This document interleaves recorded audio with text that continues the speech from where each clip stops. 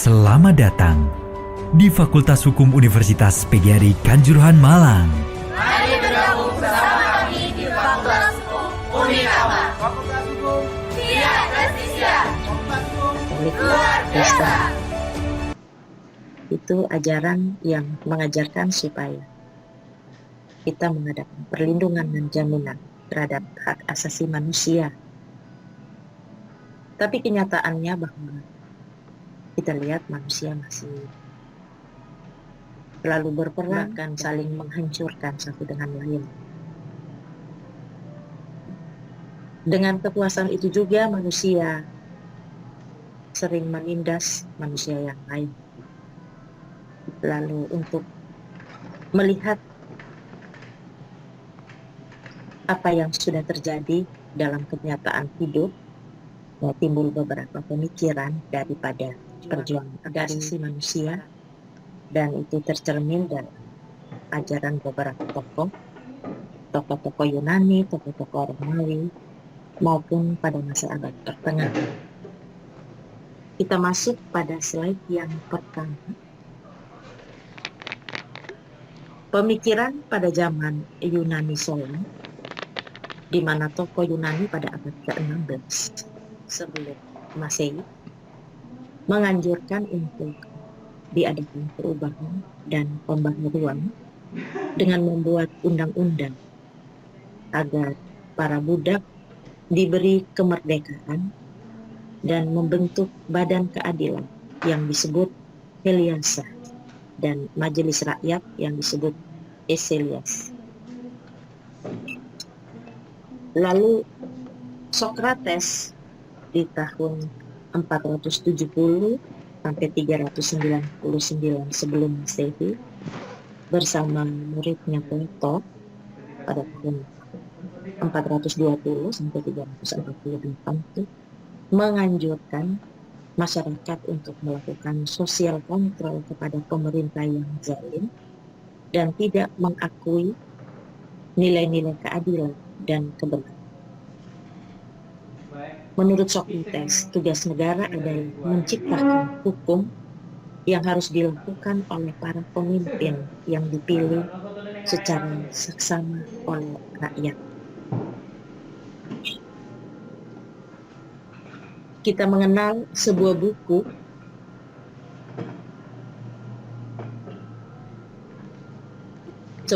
yang berjudul Human Rights, Individual Rights, dan Collective Rights yang ditulis oleh Jack Donnelly dan dikutip oleh Peter R. Bea.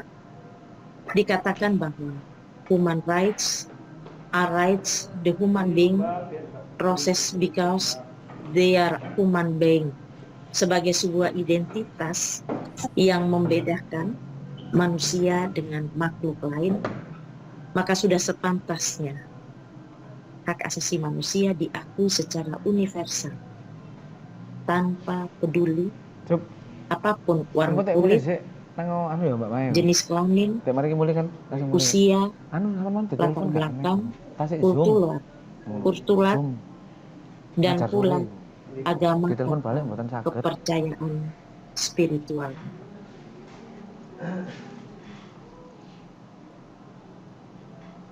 Jimli Asidit, seorang pakar hukum tata negara di Indonesia, merefleksikan bahwa hak asasi manusia sebagai hak yang dekat pada manusia, karena hakikat dan kodrat kelahiran manusia itu sebagai manusia. Dikatakan melekat atau inherent karena hak-hak itu dimiliki berkat kodrat kelahirannya sebagai manusia dan bukan karena pemberian oleh suatu organisasi kekuasaan manapun, termasuk negara. Dikatakan melekat itu pula lah, maka pada dasarnya hak-hak ini tidak sesaat pun boleh dirampas dan dicabut. Seperti sudah kita ketahui pada pertemuan yang pertama, kita mengenal dengan pengertian asasi manusia itu hak yang mendasar, hak yang sangat hakiki dan fundamental tidak bisa dirampas atau diambil oleh siapa. Ide dan konsep hak-hak asasi manusia seperti ini lahir dan berkembang marah tak kala sejumlah pemikir Eropa Barat yang berpikiran cerah pada suatu zaman, khususnya sepanjang belahan akhir abad ke-18 dan awal abad ke-19. Mereka mulai memainkan peran dalam melawan absolutisme politik. Hal ini sesungguhnya dikarenakan oleh kegagalan para penguasa dalam bahasa Marok, Cranston, absolutists prompted men to claim rights precisely because inclined them.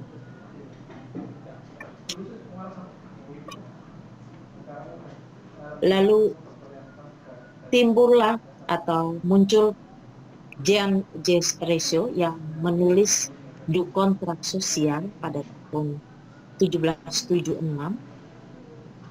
Rousseau inilah yang menteorikan suatu dasar pembenar moral, filsafat, bahwa rakyat yang bukan lagi kaulah, melainkan warga itu lewat proses-proses politik yang volunter dan sekaligus konstitusional, setuju untuk membatasi kebebasannya pada suatu waktu tertentu berkenaan dengan kasus-kasus tertentu demi dimungkinkannya terwujud kekuasaan pemerintahan pada waktu tertentu untuk urusan tertentu.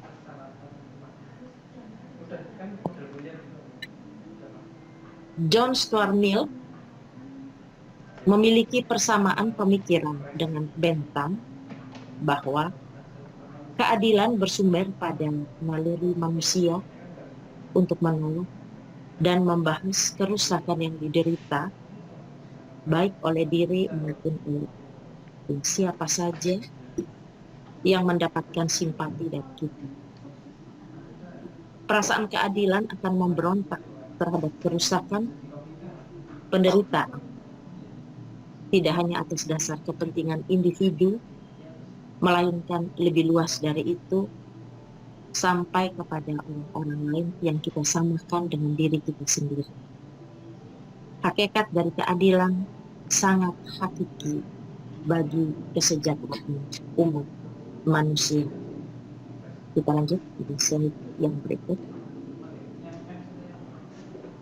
Karel Vasak, seorang sarjana kebangsaan Prancis, mengemukakan suatu model perkembangan hak asasi manusia yang dikutip oleh Jimli Asidiki, terbagi menjadi 3 generasi. Generasi yang pertama mewakili hak-hak sipil dan politik, yakni hak asasi manusia yang klasik. Hak-hak ini muncul dari tuntutan untuk melepaskan diri dari tumpungan kekuasaan absolut dan kekuatan sosial. Oh, Instagram. Oh, ya wis. Lalu pada generasi yang kedua,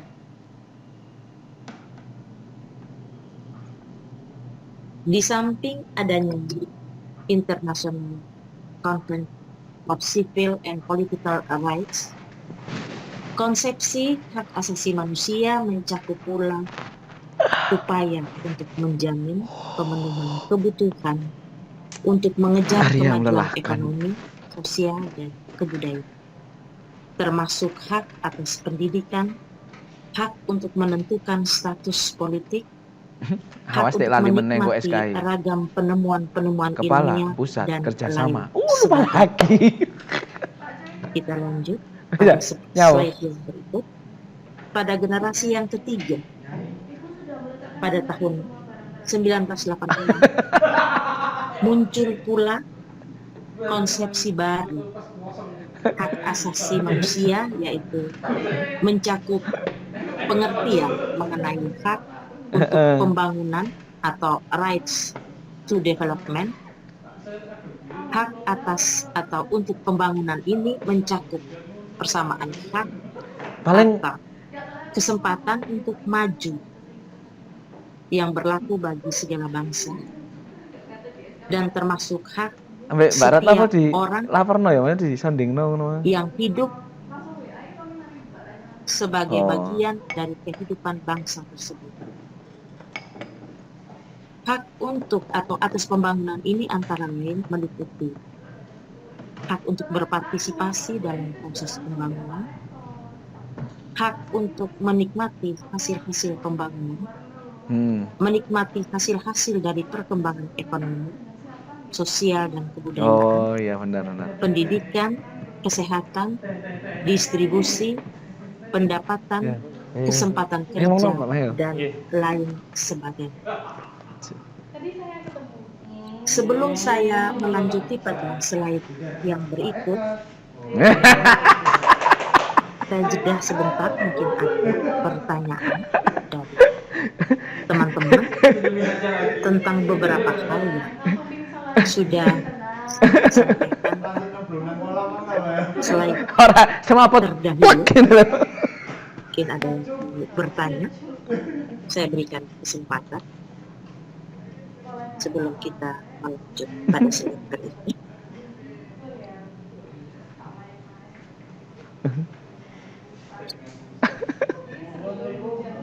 Kalau tidak ada pertanyaan, saya lanjut ya. Karena memang ini baru pendapat para ahli dan juga pengantar. Jadi mungkin kalian tidak terlalu banyak hal yang ingin ditanyakan. Mungkin nanti jauh pada bab-bab selanjutnya itu nanti baru berurusan dengan Pak Fahmi. Ya. Saya mungkin diberi kesempatan hanya untuk mengantar saja tentang hukum dan HAM. Kita lanjut pada slide berikut. Adapun menurut Jimli Asidik bahwa hak asasi manusia pada generasi pertama berkenaan dengan hak sipil dan politik. Itu seperti apa saja sipil dan politik itu? Yang pertama, hak untuk menentukan nasibnya sendiri. Yang kedua, hak untuk hidup. Yang ketiga, hak untuk tidak dihukum mati. Yang keempat, hak untuk tidak disiksa. Hak untuk tidak ditahan secara sewenang-wenang. Dan juga hak untuk peradilan yang adil, independen, dan tidak berpihak. Hak untuk berekspresi atau menyampaikan pendapat. Hak untuk berkumpul dan berserikat, hak untuk mendapatkan persamaan perlakuan di depan hukum, hak untuk memilih dan dipilih. Dari 10 hak yang mencakup hak-hak sipil dan politik, tentu akan ada banyak kenyataan di lapangan yang mungkin Pak Rofi Uli lo gawe selamat kepada Bu Sisi kayak klasik tahun 19 seseorang seperti hak tidak disiksa, tetapi kenyataan mungkin kita melihat juga masih banyak orang yang tertindas bahkan disiksa dan juga kadang ditahan sewenang-wenang dan tidak mendapat perlakuan yang adil, khusus bagi para pencari keadilan. Hak untuk berekspresi atau menyampaikan pendapat, hak untuk berkumpul dan berserikat, untuk mendapatkan persamaan dan perlakuan di depan hukum. Ini yang terkadang miris untuk kita alami, bahwa persamaan perlakuan di depan hukum itu kadang belum menjawab nilai sebuah keadilan, khusus bagi pencari keadilan.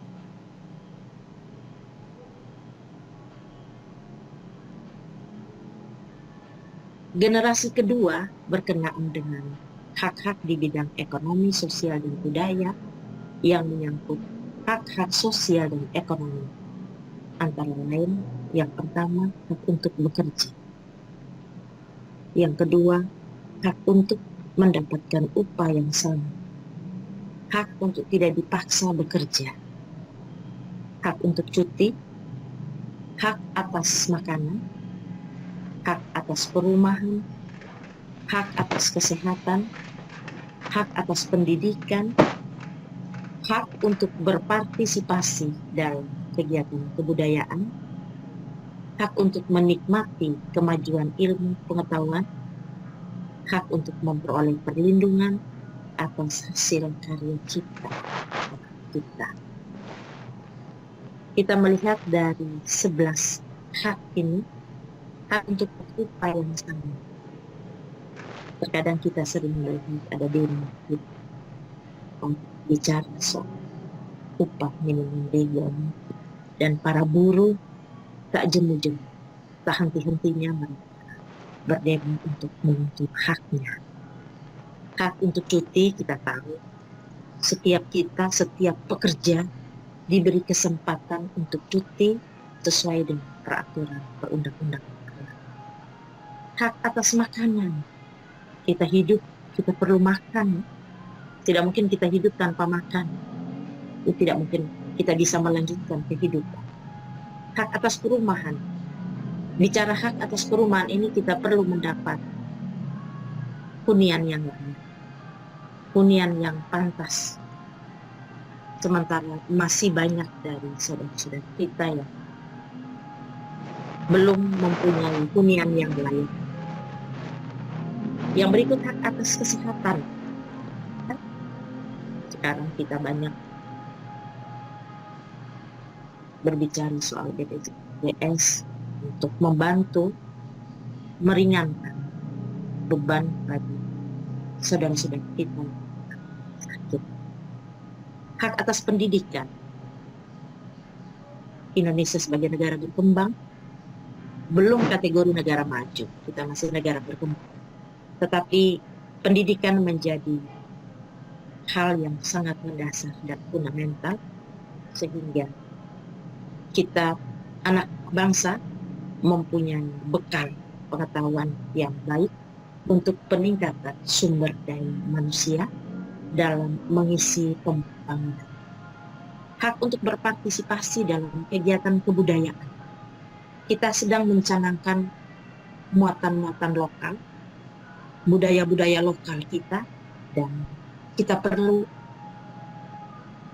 mempromosikan itu kepada dunia bahwa Indonesia mempunyai ragam budaya dengan berbagai macam suku, adat dan budayanya masing-masing, mulai dari tarian, lagu-lagu daerah, dan itu semua menjadi kekayaan bangsa kita. Lalu berikut hak untuk menikmati kemajuan ilmu pengetahuan. Dengan kemajuan iptek dan teknologi ini, kita dituntut untuk ikut berkembang, mengikuti kemajuan pengetahuan dan juga perkembangan teknologi, sehingga kita tidak ketinggalan untuk hal-hal yang bersifat teknologi. Lalu yang berikut,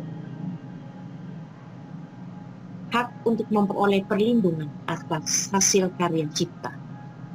Ini juga kadang menjadi perhatian bagi para pencipta, khususnya misalnya pencipta lagu, itu mereka punya hak untuk melindungi karya ciptanya, dan tidak boleh dicaplok ya, atau diambil karya ciptanya oleh orang lain tanpa seizin penciptanya. Itu banyak, ada lagu-lagu yang harus dijaga oleh penciptanya sendiri dan tidak boleh diambil, karena itu merupakan hak cipta. Lalu setelah perkembangan generasi kedua, konsepsi hak asasi manusia terus berkembang sampai pada tahapan yang disebut generasi ketiga, yang berkaitan dengan pengertian hak-hak dalam pembangunan. Hak-hak dalam bidang pembangunan ini antara lain yang pertama, hak untuk memperoleh lingkungan hidup yang sehat. Kedua, hak untuk memperoleh perumahan yang layak. Dan yang ketiga, hak untuk memperoleh pelayanan kesehatan yang mudah. Ini yang sudah seperti saya singgung pada slide terdepan tadi, memperoleh lingkungan hidup yang sehat. Karena dengan lingkungan hidup yang sehat, kita tentu merasa nyaman dan kita jauh dari hal-hal yang dianggap tidak sehat. Hak untuk memperoleh perumahan yang layak. Tadi sudah saya katakan, masih banyak sebagian dari saudara-saudara kita belum mempunyai hunian yang layak. Yang berikut, hak untuk memperoleh pelayanan kesehatan yang memadai. Pemerintah sudah berupaya untuk menjawab persoalan tentang pelayanan kesehatan dengan memprogramkan BPJS, sehingga bagi saudara-saudara kita yang kurang mampu bisa terbantu dengan adanya BPJS.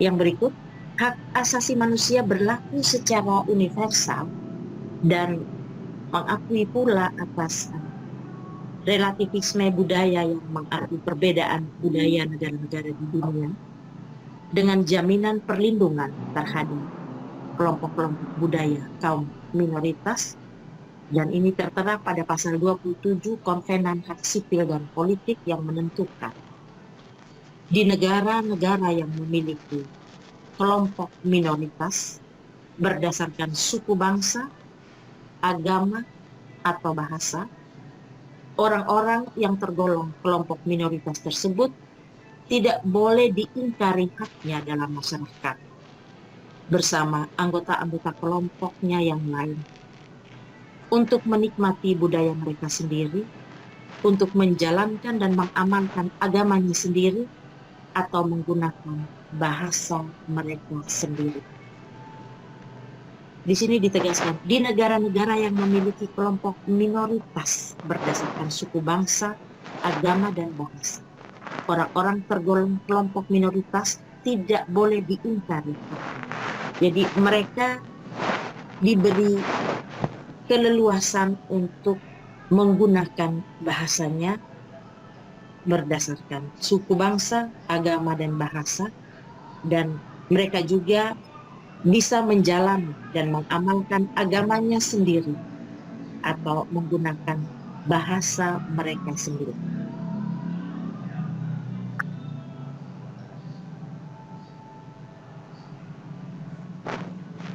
Mungkin itu saja penyampaian singkat dari saya pada kesempatan ini, dan saya menunggu pertanyaan dari teman-teman semua pada sore hari ini. Saya beri kesempatan untuk ada yang mau bertanya.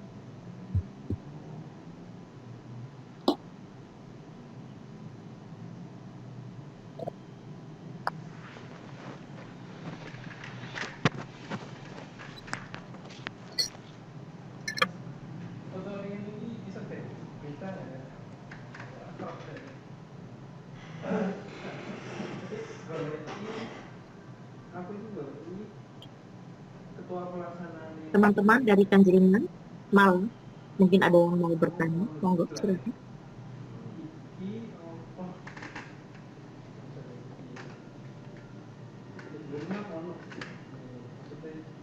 Saya tambahkan sedikit, mungkin tadi sedikit terlupa tentang perkembangan substansi hak asasi manusia, bahwa dalam sejarah perkembangan ide tentang perlindungan hak asasi manusia telah dijelaskan tonggak pemikiran negara modern yang dimulai dengan berdirinya negara Amerika Serikat dan Republik Prancis dengan ciri negara hukum yang demokratis. Negara hukum sendiri mengalami evolusi dan tipe negara hukum liberal ke tipe negara hukum material sejalan dengan perkembangan fungsi negara dari penjaga malam menjadi negara kesejahteraan. Ada 3 macam klasifikasi, yakni substansi hak asasi manusia pada tipe negara hukum liberal, Lalu substansi hak asasi manusia pada tipe negara hukum material dan substansi hak asasi abad 21, yaitu generasi HAM ketiga dan keempat. Dan untuk melihat hubungan antara negara dan warga negara menurut teori status, terdapat 4 macam status. Status negara ada 2, yaitu status negatif dan status positif. Sementara status warga negara ada status aktif dan status pasif. Status negatif bahwa negara tidak boleh mengganggu soal-soal yang mengenai hak-hak asasi manusia atau hak warga negaranya. Status positif bahwa negara berkewajiban mendapatkan hal-hal yang konkret bagi kemakmuran rakyatnya. Lalu status aktif bahwa warga negara berhak ikut aktif dalam penyelenggaraan pemerintahan, termasuk merumuskan kebijakan negara. Status pasif, warga negara berkewajiban taat dan tunduk terhadap perintah-perintah dari negara.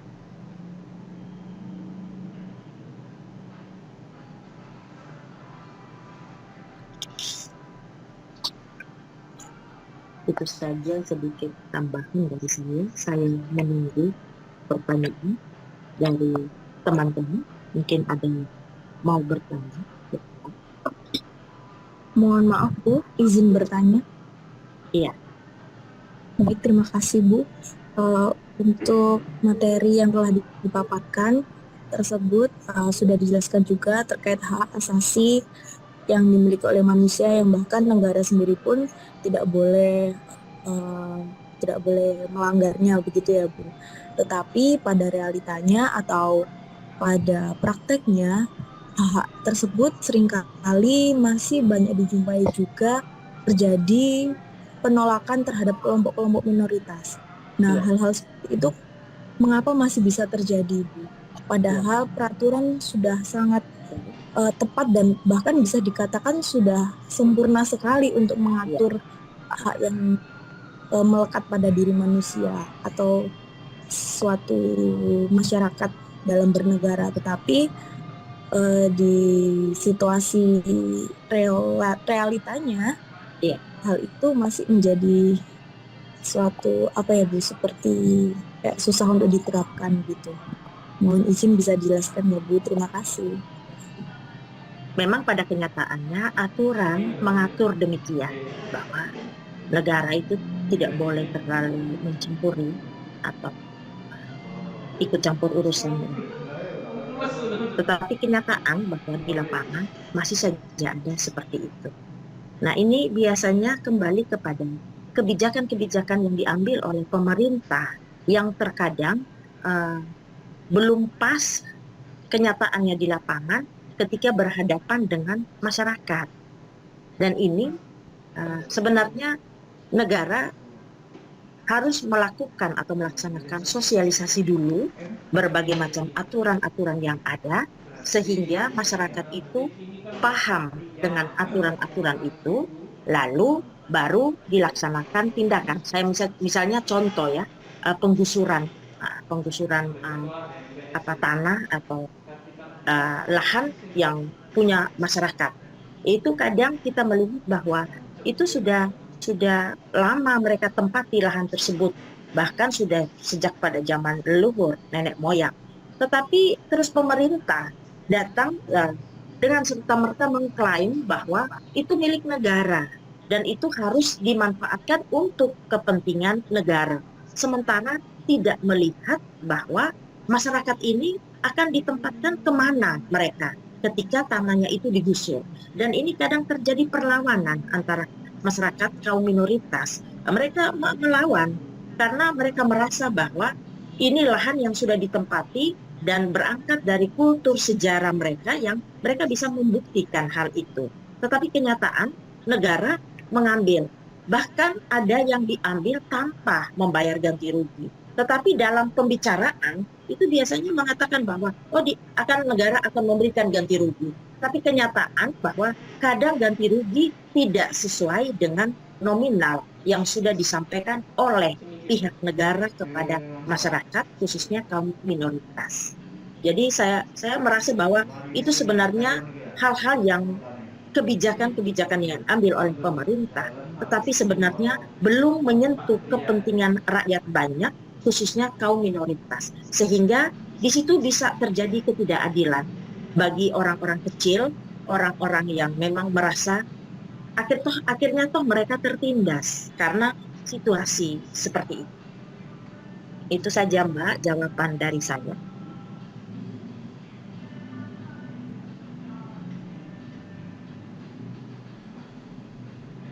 Baik, Bu, terima Iya. kasih. Iya, terima kasih. Dari Mbak siapa tadi? Nindya ya? Ya, benar Ibu. Iya, terima kasih Mbak Nindya sudah bertanya cukup kritis dengan situasi konflik yang sering dialami oleh kaum minoritas ya. Terima kasih Mbak Nindi. Terima kasih juga Ibu. Oh ya, mungkin teman-teman dari Unipol, monggo silakan.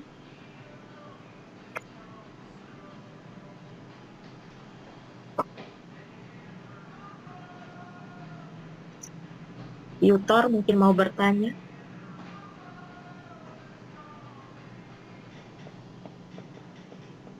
Leon mungkin mau bertanya, monggo silakan.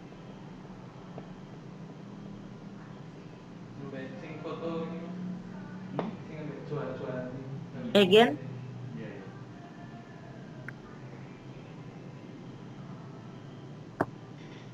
atau teman-teman dari PGRI mungkin mau bertanya sebagai penjeruman.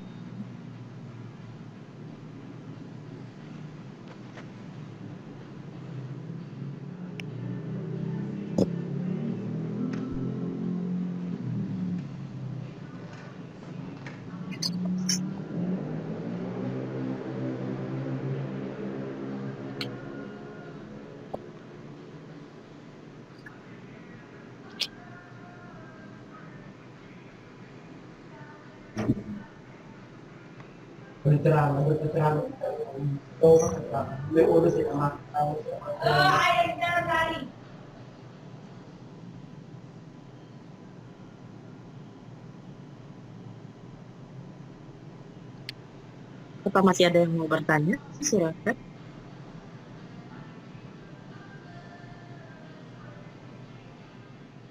Gimana Pak Fahmi kalau memang sudah tidak ada pertanyaan? Oh iya Bu Ernesta, kalau nggak ada Iya. nggak apa-apa Bu, bisa langsung diakhiri gitu sama Bu Ernesta dulu Oke. gitu. Nah, Oke. Ditutup Baik. Nanti diakhiri juga oleh Pak Fahmi ini. iya, ditutup dulu oleh Apa saya Ibu. langsung tutup Pak? Iya, ditutup dulu Ibu, ditutup oleh terus saya baru saya. Pak Fahmi. Nggih. Nggih. Baik sudah. Terima kasih anak-anak, teman-temanku semua dari Universitas PGRI Penjerungan Malang dan juga Fakultas Hukum Universitas Flores. Mungkin ini merupakan rangkaian pembelajaran awal dari saya sebagai pengantar. Apresiasi saya sampaikan buat Pak Fahmi selaku dosen pengasuh mata kuliah Hukum dan HAM yang sudah berpartisipasi aktif membantu kami untuk bersama-sama berkolaborasi dalam menjawab di Kampus Merdeka. Oke. Sebelum saya mengakhiri, saya mohon maaf jika penjelasan saya mungkin dirasa kurang paham atau ada kalimat atau kata-kata saya yang mungkin menyinggung atau melukai perasaan anak-anak dan teman-teman semua. Pada kesempatan ini saya mohon maaf dan saya akhiri pertemuan kita pada pertemuan pertama dan kedua di sore hari ini. Terima kasih banyak. Semoga apa yang sudah disampaikan ini berguna dan bermanfaat bagi kita, sekedar memberikan pencerahan dalam pengantar Amin. mata kuliah Hukum dan HAM. Dan saya kembalikan kepada Pak Fahmi. Terima kasih. Selamat sore buat teman-teman di Tanjurungan Malang. Salam dan selamat di sore. Terima kasih. Saya kembalikan Pak Fahmi. Oke, terima kasih Bu Ernesta. Luar biasa sekali. Recording stopped. Saya sampaikan terima kasih juga buat mahasiswa Universitas Flores yang sudah menyempatkan waktunya 2 kali pertemuan ini Bu Ernesta ya. Mungkin kalau jam sekian nggak ada jam mata kuliah akhirnya diadakan demi kolaborasi ini. Saya Memang ada, Pak. oh memang ada Pak ya.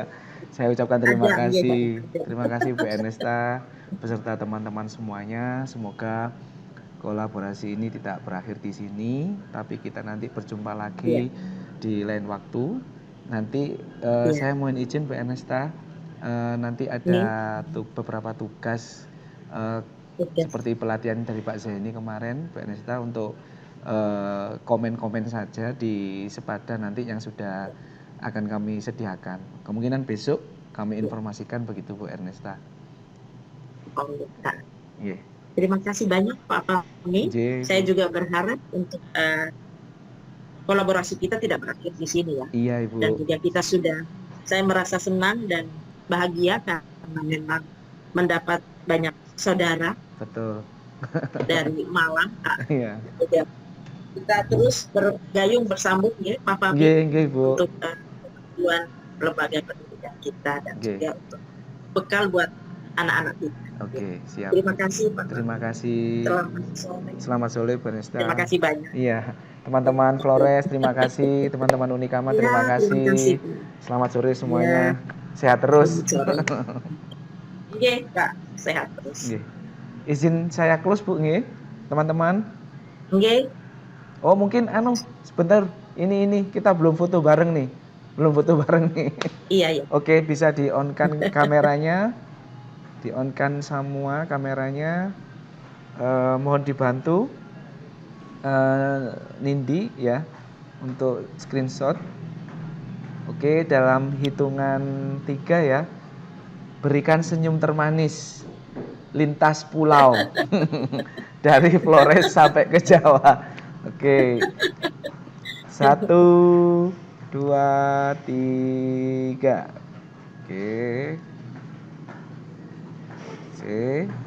Oke, yang layar kedua. Sekali lagi. 1, 2, 3. Oke, sip. Wih, cakep-cakep, cantik-cantik semua nih. Oke. Tidak semuanya ikut cakep karena Pak Fahmi ganteng. Jadi semuanya ikutan ganteng. Terima kasih Bu Ernesta. Oke, terima kasih semuanya ya. Nggih. Oke, Sore semuanya. Nggih.